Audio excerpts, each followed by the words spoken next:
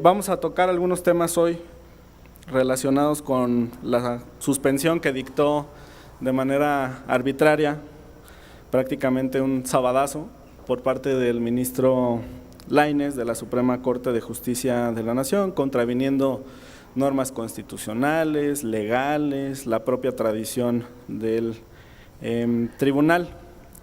Pues iniciaremos diciendo que el artículo 105 constitucional establece claramente la competencia de la Suprema Corte para resolver controversias constitucionales que versen sobre la constitucionalidad de normas generales, dice su fracción primera, actos u omisiones, con excepción de las que se refieran a la materia electoral. Es decir, no existen las controversias constitucionales en materia electoral. Me van a responder que en ocasiones la Corte ha resuelto algunos temas que tienen que ver con legislación electoral, pero la realidad es que están muy circunscritas a distribución de competencias, no a reglas sustantivas como ocurre con el Plan B, y ese es el primer gran defecto de la suspensión que dicta el ministro Lainez. Las controversias están reguladas por el artículo 105 constitucional, como lo vimos aquí, y además hay una ley reglamentaria en su artículo 19, fracción segunda, establece claramente: las controversias constitucionales son improcedentes, fracción segunda, contra normas generales o actos en materia electoral. O sea, esto reitera lo que establece la norma constitucional. ¿Qué sigue después de esta suspensión? Porque nos han preguntado los ciudadanos. En el artículo 51, sección primera, se regula el recurso de reclamación. Dice el artículo 51, el recurso de reclamación procederá en los siguientes casos: fracción cuarta, la que está hasta abajo, contra los autos del ministro instructor en que se otorgue, niegue, modifique o revoque la suspensión. Es decir, lo que acordó el ministro Lainez, pues no es definitivo, tiene que ser del conocimiento de sus pares para que entre los 11 ministros de la Corte resuelvan este planteamiento sobre la suspensión. Y ya el artículo 52 establece el plazo para la interposición del recurso. Dice: el recurso de reclamación deberá interponerse en un plazo de 5 días y en él deberán expresarse agravios y acompañarse pruebas. Como la suspensión fue dictada el viernes y se tiene que notificar al día siguiente, o sea hoy, se tendrían además estos 5 días para la presentación de este recurso. No operan el cálculo o el cómputo de días inhábiles, todo esto es en días hábiles siempre. ¿Qué pasa con el recurso de reclamación? Pues que sí lleva tiempo, no va a ser inmediato. Dice el artículo 53, el recurso de reclamación se promoverá ante el presidente de la Suprema Corte, o sea, ante la ministra Piña, quien correrá traslado a las demás partes para que dentro del plazo de 5 días aleguen lo que a su derecho convenga. O sea, recibe el recurso de reclamación y todavía le da vista por 5 días a los recurrentes, a quienes han impugnado el Plan B, en este caso al Instituto Nacional Electoral. Pasan esos 5 días que tiene el INE de esta vista y entonces la ministra Piña, dice el presidente de la Suprema Corte, turnará los autos, los documentos, el expediente a un ministro distinto al que dictó la suspensión. O sea, no sería obviamente el ministro Lainez quien prepararía el proyecto. Y entonces ya se elabora el proyecto y se somete a consideración del Pleno. Si tomamos los 5 días hábiles para presentar la reclamación, más los 5 días hábiles que les da de traslado a quienes impugnaron al Instituto Nacional Electoral, y luego turna el expediente a uno de los ministros, y luego ese ministro prepara un proyecto y luego somete ese proyecto al conocimiento del Pleno, pues sí estamos hablando de varias semanas, aunque se intente agilizar, aunque el gobierno actúe rápido. Es muy probable que este asunto lleve más de 2 o 3 semanas. Es muy importante también pues analizar el contenido del incidente de suspensión. ¿Puedes correr por favor? Es un documento de 18 páginas. En realidad la última solamente son las firmas certificadas y lo vamos a ir comentando poco a poco para revisar las deficiencias técnicas del ministro y cómo sí cruzó los límites que están establecidos por la Constitución y por la ley. Me avisas cuando ya esté abierto. ¿Ya está? Bueno, en la página 1 ahí se confirma la fecha, ¿no? 24 de marzo del 2023. En la parte que está en negritas, revela, dice: es menester tener presente que en su escrito de demanda, o sea el INE, impugnó lo siguiente: la norma general o acto cuya invalidez se demande, así como en su caso el medio oficial en que se hubiera publicado, decreto por el que se reforma, adiciona y derogan diversas disposiciones de la Ley General de Instituciones y Procedimientos Electorales, de la Ley General de Partidos Políticos, de la Ley Orgánica del Poder Judicial de la Federación, y que expide una nueva Ley General del Sistema de Medios de Impugnación en materia electoral.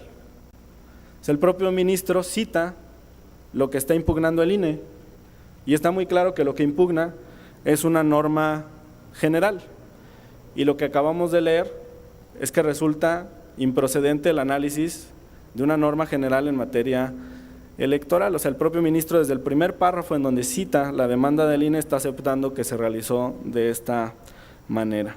Un poco más abajo ya alega sobre la suspensión, y de ahí nos vamos a ir, por favor, a la página 2.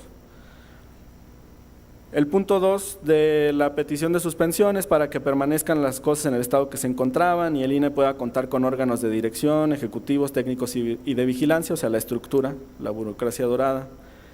El 3 es que se mantengan los derechos laborales reconocidos en las condiciones generales del trabajo, ¿no? Todos estos privilegios, beneficios, lo que expresaba el presidente de la República en la mañana, las remuneraciones. El punto 4, que se mantenga la situación laboral de los trabajadores del instituto respecto de la plaza, puesto o cargo, sin que sean mermadas las prerrogativas laborales, otra vez un tema económico. De ahí nos pasamos, por favor, a la página 4 de la suspensión, y lo que cobra más importancia es lo que establecen los puntos 7 y 8 de la petición del INE. Todo esto es calcado de la demanda del INE, así lo está citando el ministro. El punto 7, a ver si te puedes acercar en el 7, página 4.7,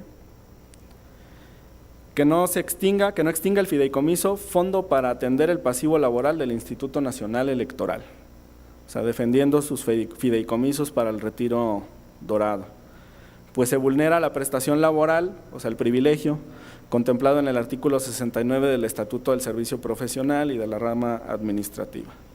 Y luego el punto 8, otra vez, otro fideicomiso, que no se extinga el fideicomiso Fondo para el cumplimiento del programa de infraestructura inmobiliaria y para la atención ciudadana y mejoramiento de módulos del Instituto Nacional Electoral. En ningún lado hablan de los ciudadanos, de los derechos de los migrantes, de los votantes. Van a defender sus puestos, sus salarios, sus prerrogativas, su estatuto, sus fideicomisos VIP. Lo está citando el propio ministro de la Corte, ahí están los documentos, ahí están las pruebas. Página 6 de la sentencia, fíjense el numeral 3. Está la página 6, ahí, numeral 3, mira. No podrá otorgarse en los casos en que la controversia constitucional se hubiere planteado respecto de normas generales. O sea, él mismo está diciendo que la suspensión no se puede otorgar en esos casos. Abajo, en la misma página, más abajo, por favor. Ahí vienen los pies de página, un poco más abajo, y ahí cita el artículo 14, que en la parte final dice: la suspensión no podrá otorgarse en aquellos casos en que la controversia se hubiera planteado respecto de normas generales. O sea, lo sigue manifestando, lo sigue aceptando, pero no juzga conforme a la ley, sino conforme a su capricho. Nos vamos a la página 8, porfa, de la resolución. Más abajo, en la 8 de la sentencia, ahí. Miren, el punto 2, para que permanezca el esquema actual de organización del instituto sin llevar a cabo despidos. El 3, para que el instituto actor conserve su personal a nivel central y delegacional, por supuesto, respetando sus prerrogativas laborales, todos los privilegios. Punto 4, que se mantengan las prestaciones laborales. Punto 5, que no cesen las funciones del titular de la Secretaría Ejecutiva. Punto 7, que no se extingan los fideicomisos. Ese es el de hasta abajo, a ver si lo puedes acercar en el 7, por favor. O sea, primero el ministro instructor copia los argumentos del INE en la demanda y después aquí los cita, los reúne, los enlista y queda claro que el interés es económico. En la siguiente página, por favor. El punto 8 habla de remuneraciones. El punto 9, desaparición de plazas de funcionarios electorales. Y por ahí dice, en primer término, como se mencionó anteriormente, el artículo 14, párrafo segundo de la ley reglamentaria de la materia, dispone a la letra que no podrá otorgarse la suspensión en aquellos casos en que la controversia se hubiera planteado respecto a normas generales. O sea, el ministro lo sigue aceptando. Ya después saca un criterio supuestamente protector de derechos humanos en el que dice que tiene que verse obligado a suspender esta aplicación del plan B, pero sí es una aplicación general, sí es una suspensión general, es una suspensión en contra de la ley. Te vas hasta la página 15, por favor. Aquí es donde viene incluso una contradicción en el propio texto de la suspensión que dictó el ministro. El párrafo central de la página 15 versa sobre la estructura, el funcionamiento y capacidad operativa del instituto. Me dices cuando ya estés ahí en la 15. Página 15, ¿ya? Miren, el párrafo de en medio dice, de este modo se precisa que la suspensión se concede para el efecto de que no se aplique artículo alguno del decreto impugnado que incida en la modificación de la estructura, funcionamiento y capacidad operativa del instituto, hasta en tanto se resuelva la presente controversia constitucional, lo que desde luego abarca todas y cada una de las disposiciones del instrumento que han sido combatidas por el Instituto Nacional Electoral a través del presente medio de impugnación. La importancia de las comas, De este modo se precisa que la suspensión se concede para el efecto de que no se aplique artículo alguno del decreto impugnado que incida en la modificación de la estructura. Lo está circunscribiendo. Entonces, primero el ministro dice que a toda la legislación y después en este párrafo dice que las normas que inciden en la estructura, en el funcionamiento y en la capacidad operativa del instituto. Es contradictoria la resolución incluso en los párrafos. E incluso, muy importante la palabra, ¿no? Porque hace alusión, dice, desde luego esto abarca todas y cada una de las disposiciones del instrumento que han sido combatidas por el Instituto Nacional Electoral. Y el INE nunca impugnó los 400 artículos del Plan B. Impugnó lo que le interesaba, las prestaciones, los fideicomisos, los bonos, el estatuto, la parte económica. Lo demás no está impugnado. Si lo demás no está impugnado, ¿por qué el ministro de la Suprema Corte concede la suspensión sobre todo el Plan B? Y no sobre los artículos precisos que el Instituto Nacional Electoral impugnó. Bueno, pues evidentemente esto va a ser objeto de la revisión por el Pleno de la Suprema Corte, va a ser un muy buen debate y estoy seguro que la suspensión se va a modificar. Lo mínimo que van a obligar a que haga el ministro instructor es a que precise los artículos que se tienen que suspender. Bueno, regresamos a la exposición que estábamos realizando de los otros documentos y aquí va a ser muy importante que veamos también el interés político, porque ya vimos los apartados jurídicos, ya vimos que jurídicamente la resolución contraviene la ley, contraviene la Constitución, se excede en sus límites, pero esto es lo relevante. ¿Tienes ahí la nota del País, 2 nuevos jueces?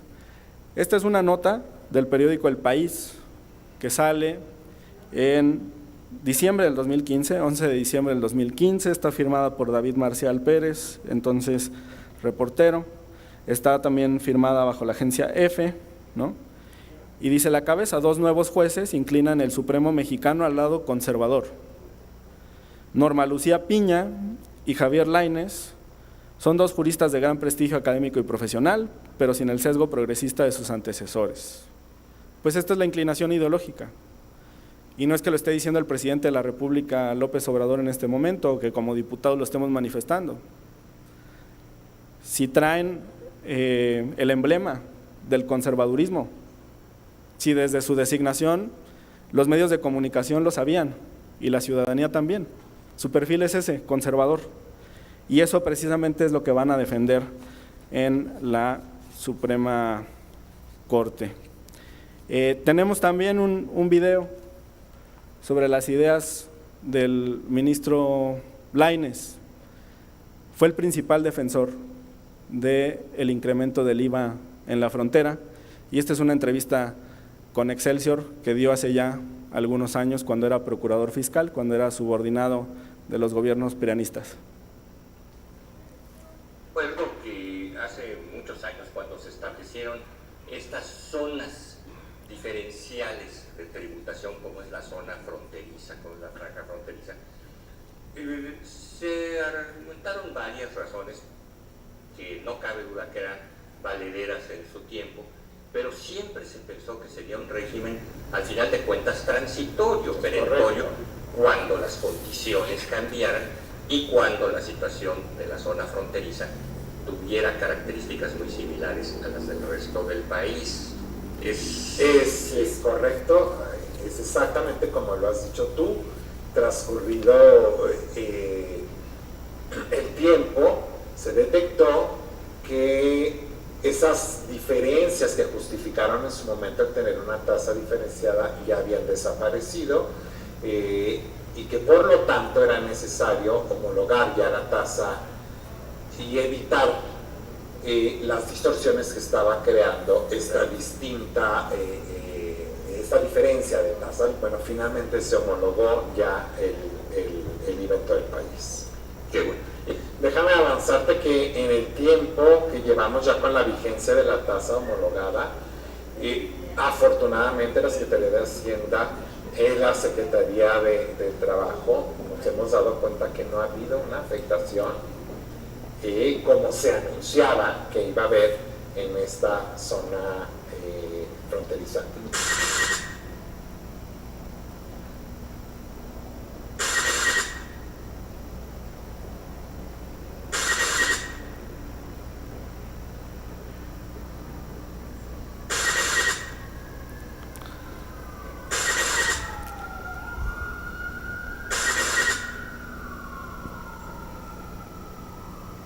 Pues ese es el ministro Lainez, el que defendió el incremento del IVA en la frontera, y todavía tiene la desvergüenza de decir que no tuvo ninguna afectación cuando hubo marchas, cuando hubo protestas, cuando afectó la economía de millones de mexicanos que viven en los estados fronterizos.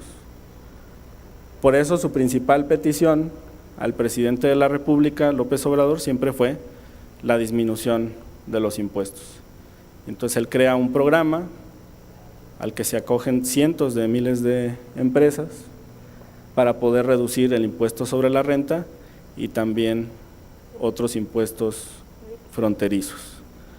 Pero mientras tanto, bueno, pues esto permite advertir que el pensamiento del ministro Lainez no es de ahora.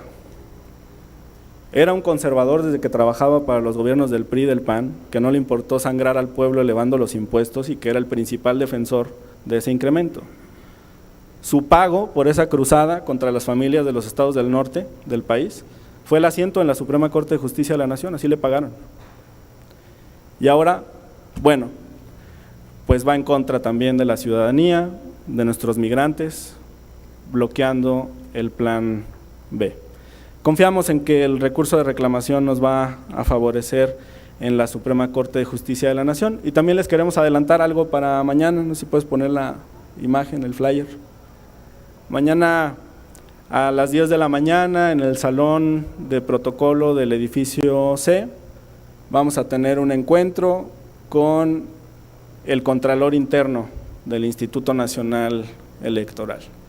Es una visita de cortesía.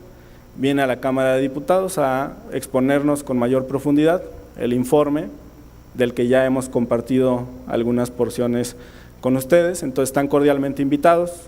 Ya también está avisado el canal del Congreso y por supuesto extendemos esta invitación a los medios de comunicación y a la ciudadanía.